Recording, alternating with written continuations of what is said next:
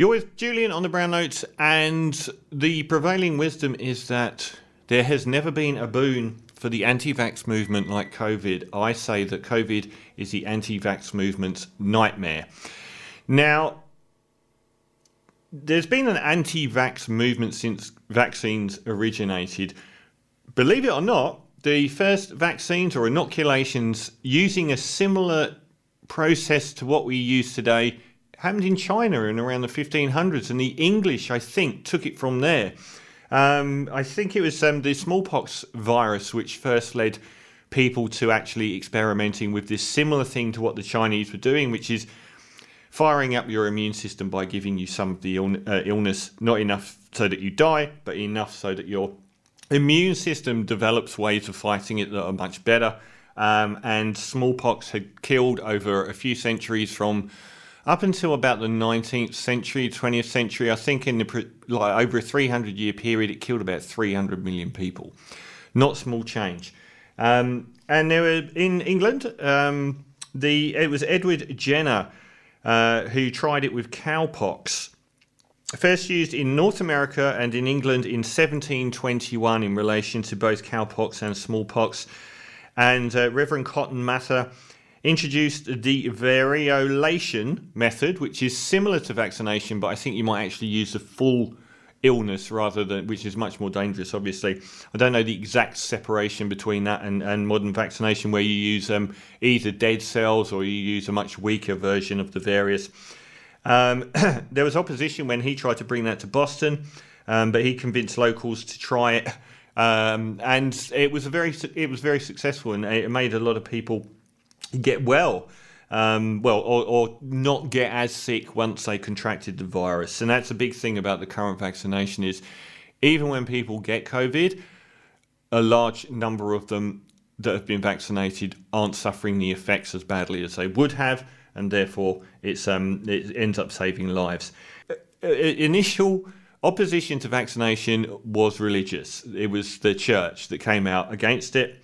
There was a sermon entitled "The Dangerous and Sinful Practice of Inoculation" by English theologian Reverend Edmund Massey.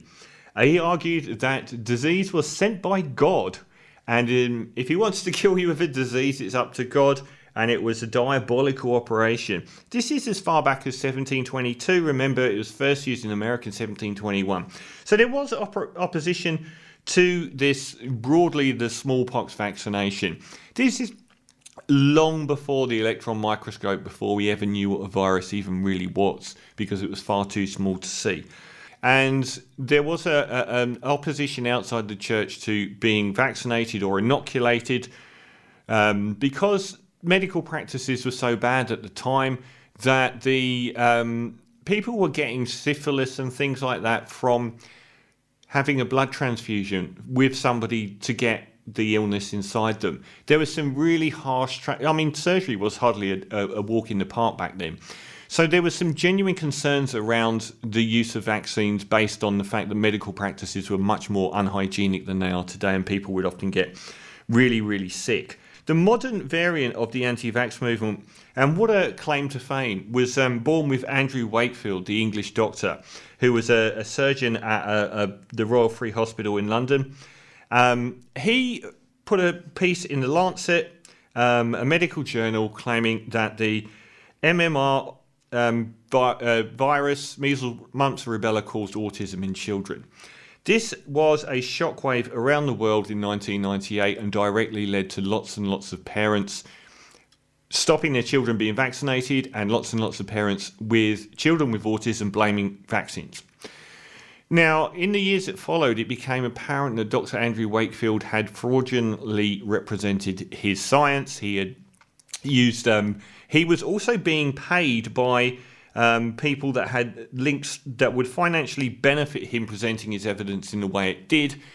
And he had selectively chosen children to warp his evidence in a manner that promoted his flawed evidence, which ended with a review, the piece being withdrawn by the Lancet, and him being struck off from medical practicing for having willfully endangered and misrepresented his own patients. He was a scumbag. He got financial benefit out of it, because of the people that were involved behind the scenes were paying him, and he completely misrepresented the data that he presented, which had a dramatic effect on the anti-vax movement. And despite the fact that his evidence has been found fraudulent and he was struck off, he is still the king of this movement. And what an appalling claim to fame that is. He has never backed away from his notions, and instead has found this second life through the internet and through niche groups where he is held up as somebody who's a truth-sayer, who has been, cut off by the establishment. He wasn't. He was cut off because he fraudulently presented his evidence. He was a sham artist, a snake oil salesman, and he got found out. But he's made an awful lot of money out of it, and he's now a multimillionaire, married, I think, to Elle Macpherson, who gets invited to very high political events, with the Trump side of politics. So the anti-vax movement was perfect for the internet.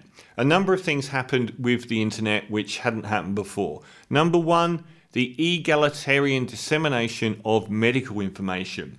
Suddenly, a lot of people that had absolutely no training or expertise got an enormous amount of access to medical information. Alongside that, and this goes in hand with Google Doctor and people, pronouncing themselves terminally ill from cancer.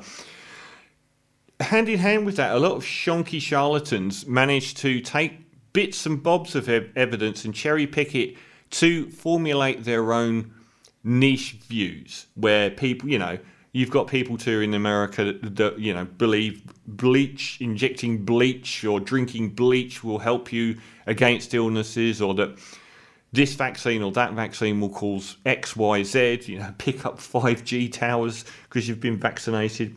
And the internet has also created echo chambers where before news media had to present a relatively truthful, when it came to vaccines and when it came to medical science, the wider news media had to be relatively truthful about it. But we've replaced the wider media with the echo chambers of what we want to watch in these rabbit warrens on Facebook and on YouTube, where you can come up against only that information. It's never challenged, and it's information that would never be presented on mainstream media because it's wrong and because it is garbage and because it falls apart as soon as it is actually tested. So it's in these echo chambers where people become inoculated from truthful opinions about vaccines and about vaccine science. There's been this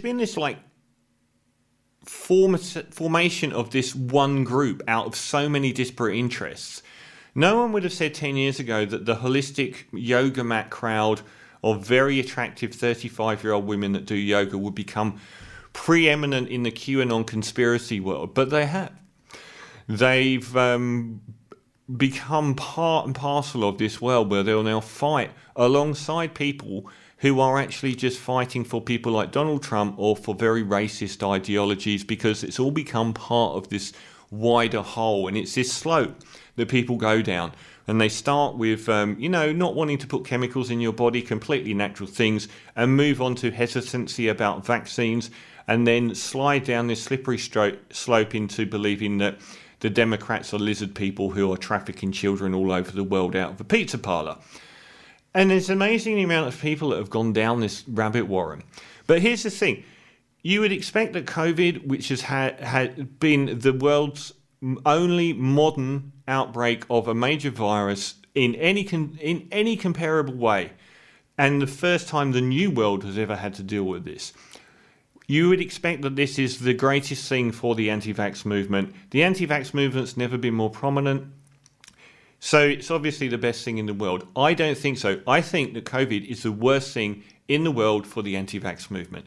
The anti-vax movement formed, broadly speaking, in the modern sense around the start of the 2000s, and up until a couple of years ago, its ideology about vaccines was allowed to exist untested in a massive global empirical study. And that is what COVID is. It's a massive real-world, real-time, global empirical study with data that they cannot hide from. Every day they put in the Australian newspapers online about someone dying from COVID, there are people underneath saying, no, they didn't, you're lying, you made it up. How many people didn't die? That person that died was vaccinated. All of the usual stuff. And this will continue for a while, but it won't continue forever, because already in America, 99% of the people dying are unvaccinated. And people can say what they want online, but it is going to impact them directly. There will be an awful lot of people who are part of the anti-vax movement who will contract COVID, or their mother will, or their children will. And then we will see a dramatic reversal in their thoughts about vaccines. If 99% of the people already in America that are dying from COVID are unvaccinated, this is a pattern that will be repeated throughout the world.